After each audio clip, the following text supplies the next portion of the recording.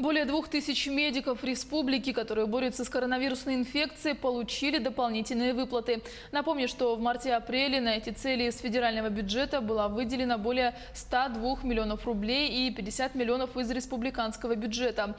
Так и из федеральных средств предусмотрены выплаты врачам 80 тысяч рублей, среднему медперсоналу 50 и младшему 30 тысяч. Выплаты из республиканского бюджета врачам 66, среднему медперсоналу 40 и младшему 20 тысяч.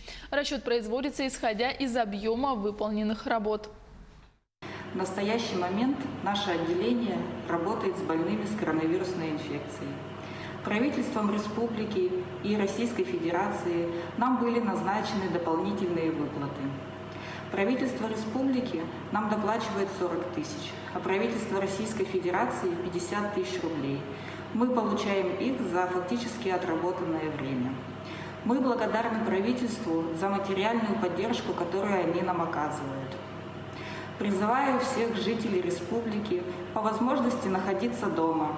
Надеюсь, что мы вместе преодолеем все невзгоды.